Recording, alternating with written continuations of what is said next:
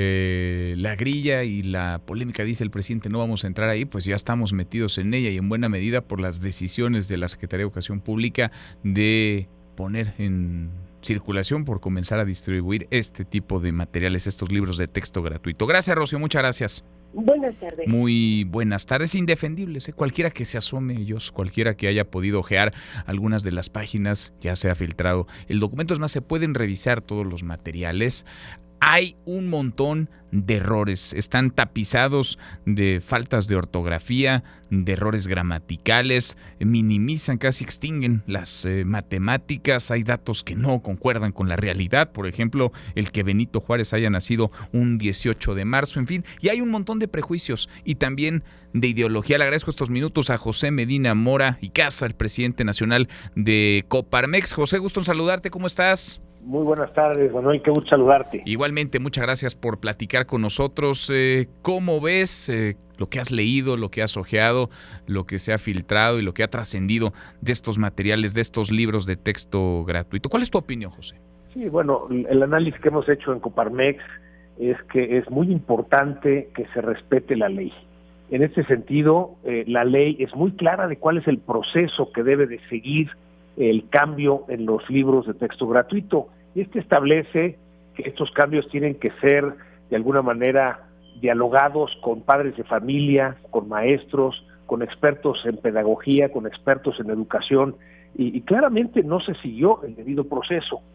Tan es así, recordarás, Manuel, que hace un año que se anunció el nuevo plan de estudios, hubo un amparo que presenta un organismo de la sociedad civil especializado en educación, que es Educación con Rumbo, en donde se planteaba iniciar un programa piloto. Y básicamente decir, como no se dio el debido proceso del cambio de plan de estudios con los libros de texto nuevos, entonces se concedió ese amparo, no se hizo ese programa piloto. Ahora se pretende iniciar las clases sin haber hecho el programa piloto. Pero no nada más eso, Manuel. En mayo de este año, la Unión Nacional de Padres de Familia presenta un amparo y les es concedido precisamente por no haber cumplido el debido proceso de revisión de los libros de texto, y lo que determina el Poder Judicial es que se suspenda definitivamente la impresión de los libros. Esto es ratificado en el mes pasado por un juzgado federal que ordena a la SEP el cumplir con la suspensión definitiva de la impresión de libros de texto. Lo dices muy bien, déjame interrumpirte, José. Sí. Lo dices muy bien, le ordena a la SEP, es decir, no le sugiere, no le invita, no es un llamado a misa, es un ordenamiento, es un mandato judicial. Exactamente, y esto es precisamente lo que significa el Estado de Derecho, es decir, que hay una división de poderes, y en este caso, al acudir, el juicio de amparo es algo que nos protege a todos los ciudadanos, a órganos de la sociedad civil contra acciones del gobierno, y claramente el Poder Judicial, otorga estos amparos, y parte de lo que se requiere es que se cumpla la ley. Entonces aquí hay un desacato de la SEP al no atender este ordenamiento por parte de este juzgado federal. Entonces, más allá de las modificaciones que se requiriera hacer, que si hay imprecisiones, que muchos se han hablado, claro que preocupa, pues muchos de los temas que has comentado, Manuel, que si los libros de texto en la parte de matemáticas, pues antes tenían 100 páginas, fueron creciendo a 150 páginas, disminuirlo a 13 páginas, pues sí llama la atención. Imprecisiones en las fechas, en falta de ortografía, y todo eso es perfectible, pero nos parece que el tema central es que se tiene que cumplir la ley. Y en ese sentido se debe reponer el proceso para que se revise, pero ahora sí involucrando a padres de familia, maestros y expertos, para que pues cada vez que se rehagan los libros de texto, estos sean mejores. Claro. Aquí lo que está en juego es la educación de los niños y niñas, es la apuesta a futuro del país, y por eso la importancia de que se respete la ley y que se siga el debido proceso. Reponerse el proceso significa a estas alturas del partido, José, que estos libros, los que están, digamos, siendo ya distribuidos por la SEP, no deberían de estar en los pupitres de los estudiantes a partir del próximo ciclo escolar, a partir del 28 de agosto. De acuerdo con la ley, al no haberse seguido el debido proceso, estos libros no son legales. Quiere decir que los libros anteriores siguen siendo legales y son los que se deben de seguir utilizando.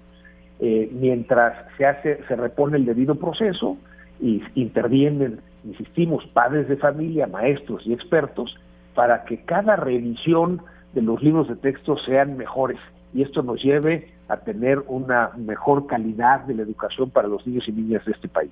Entonces, los materiales que deberían de utilizarse son los que se utilizaron en el más reciente ciclo escolar. ¿Qué le dirías tú a quienes genuinamente están preocupados, padres de familia, un montón de dudas, de preguntas, insisto, genuinas de parte de ellos, a los profesores, a quienes van a estar frente a un salón de clases, frente a un grupo, tienen ya el tiempo encima, no conocen de estos materiales, seguramente están familiarizados con los anteriores? ¿Qué les dirías? ¿Qué pueden hacer? ¿Qué tendrían que hacer? Sí, bueno, en primera instancia, a los maestros que son fundamentales en el proceso educativo, decirles que los libros de texto son una ayuda en el proceso educativo, no toda la educación, no todo el aprendizaje son los libros de texto. Y en ese sentido, la labor de los maestros es fundamental y tenemos, si queremos mejorar la calidad de la educación, tenemos que apoyar a los maestros. A los padres de familia, decirles, desde luego que les interesa la calidad de educación de sus hijos e hijas, y claro que lo que tenemos que buscar es mejorar la calidad de educación, Manuel, cuando sabemos que por los datos de la OCDE, el rezago educativo antes de la pandemia era de 2 años, ahora es de 4 años, tenemos que volver a las pruebas PISA que nos permitan saber cómo es la calidad de la educación. Hay estándares internacionales en cómo se aprende las matemáticas, la lectoescritura, las ciencias, y eso es lo que tenemos que incorporar en el proceso pedagógico, no nada más de los libros de texto, sino precisamente del proceso que siguen los maestros para enseñar a los niños y niñas. Entonces, sí tenemos que estar al pendiente, todos los padres de familia, los maestros, organismos de la sociedad civil. Se ha logrado ya mucho, Manuel, recordarás que querían quitar los grados escolares, se presentó un amparo que se ganó, con lo cual ya no pudieron quitar grados escolares. Querían también evitarse calificar a los alumnos, se presentó un amparo que se ganó, por lo tanto ahora sí tienen que calificar a los alumnos. La prueba piloto se presenta un amparo precisamente porque no habían sido aprobados los tanto el nuevo plan de estudios como los libros de textos en el debido proceso y se ganó. Entonces, lo que se requiere ahora es seguir, respetar la ley, es lo que necesitamos como país. Si queremos ser un país con Estado de Derecho, tenemos que respetar la ley. Y claro, la ley puede cambiar, pero ahorita esto es lo que establece la ley.